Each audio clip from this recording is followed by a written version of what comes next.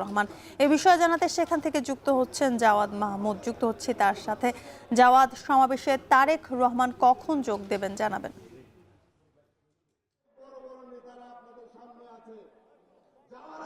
যদিও 11টা থেকে 11:30টার মধ্যে তারেক রহমানের এই সমাবেশস্থলে আসার কথা ছিল, কিন্তু এখান থেকে মাইকে ঘোষণা হচ্ছে যে কিছুক্ষণের মধ্যেই তিনি সমাবেশস্থলে উপস্থিত হবেন। এই পর্যায়ে আমরা দেখছি যে এই চট্টগ্রামের অর্থাৎ বৃহত্তর চট্টগ্রামের 23টি সংসদীয় আসন রয়েছে। এই সংসদীয় আসনের যারা ধানের শীষ প্রার্থী প্রতীকে লড়ছেন সেই সকল প্রার্থীদের এখানে এখন বক্তব্য দিচ্ছেন বা তাদের বক্তব্য করে দেওয়ার সুযোগ হচ্ছে।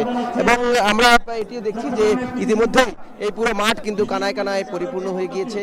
নেতাকর্মীরা অর্থাৎ এই বৃহত্তর চট্টগ্রামের প্রত্যেকটি জেলা, উপজেলা এবং ইউনিট থেকে নেতাকর্মীরা এখানে জড়ো হয়েছেন এবং তারা মনে করছেন যে তারেক রহমান আজকে বৃহত্তর যে চট্টলাবাসী তাদের উদ্দেশ্যে বিএনপির পরিকল্পনা কি এবং বিএনপি যদি সরকার গঠন করতে পারে সেক্ষেত্রে চট্টলাবাসীকে কি ধরনের সুযোগ সুবিধা দেওয়া হবে বা এই চট্টগ্রামকে ঘিরে বিএনপির পরিকল্পনা কি রয়েছে সেই বিষয়গুলো তারেক রহমানের কাছ থেকে তারা শুনবেন, সেই প্রত্যাশা নিয়ে তারা এখানে এসেছেন। এবং আমরা দেখছি এর আগেও আমরা জানিয়েছিলাম যে মূলত এটি নিরাপত্তার ঘেরাটোপে ঢেকে ফেলা হয়েছে, যেহেতু ইতিমধ্যেই কেন্দ্রীয় নেতারা সব এসে হাজির হয়েছেন। এখানে বিএনপির স্থায়ী কমিটির সদস্য দুজন বক্তব্য দেওয়ার কথা রয়েছে, আমির খসরু মাহমুদ চৌধুরী এবং সালাউদ্দিন আহমেদ। যদিও তারা এখনো আসেননি, বলা হচ্ছে যে তারেক রহমানের সাথেই তারা মঞ্চে উঠবেন। এবং আমরা এটিও দেখছি যে নারীদের জন্য বসার ব্যবস্থা করা হয়েছে এই মঞ্চের সামনে। গুম এবং এই জুলাইয়ের যারা শহীদ পরিবারের সদস্যরা রয়েছে তাদের পরিবারের সদস্যদের বসার জন্য আলাদা ব্যবস্থা করা হয়েছে।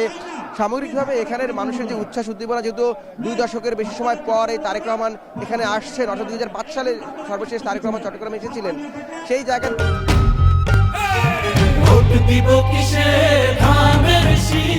থেকে তারেক রহমানের এই দেশে আসার পর নির্বাচনী জনসভায় তার অংশগ্রহণ।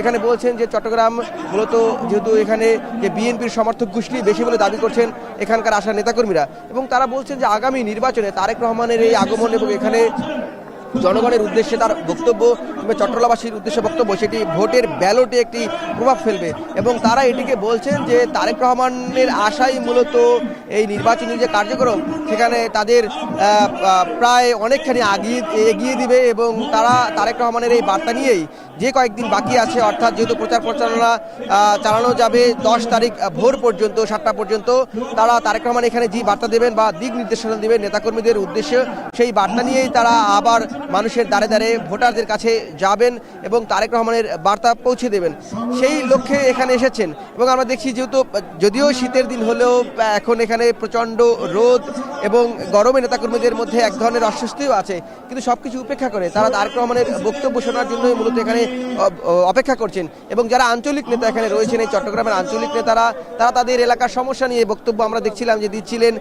কেউ এই চট্টগ্রামে যেহেতু একটি যানজটের সমস্যা রয়েছে, এখানে ড্রেনেজ ব্যবস্থার সমস্যা রয়েছে যেহেতু, এবং এই সামগ্রিক বিষয় নিয়ে তারা কথা বলছিলেন যে এই সমস্যাগুলো তারা সমাধান করবেন এবং তারেক রহমান যখন বক্তব্য দেবেন সেগুলো তাদের দাবিগুলো এখান থেকে উত্থাপন করবেন, এই প্রস্তুতি তারা নিয়ে রেখেছেন।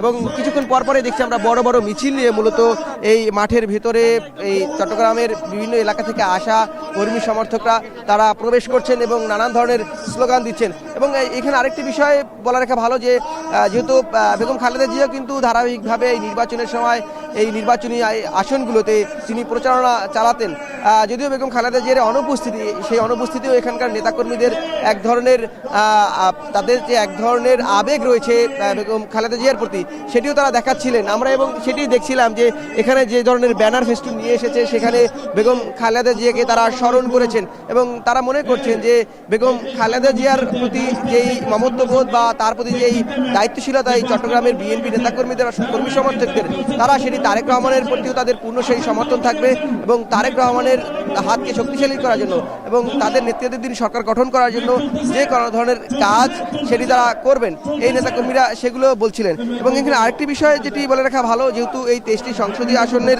নেতাকর্মীরা এখানে এসেছেন এবং এই 23টি আসনের নেতাকর্মীদের মধ্যে এক ধরনের যে বিষয় যে তারা বলছেন যে তারা সর্বোচ্চ চেষ্টা করছেন এখানে তাদের প্রদর্শনী দেখানোর জন্য, অর্থাৎ নেতাকর্মীরা এটি বলছিলেন যে তাদের সর্বোচ্চ প্রচেষ্টা রয়েছে, সে যেহেতু সামনেই কয়েকদিন পরেই নির্বাচন, সেই নির্বাচনকে ঘিরে তাদের সর্বোচ্চ জনশক্তি বা জনসমর্থন, কর্মী সমর্থকদের যে এখানে একটি আধিপত্য রয়েছে সেটি দেখানোর জন্য তারা আসলে এই সমাবেশক্ষেত্রকে বেছে নিয়েছেন।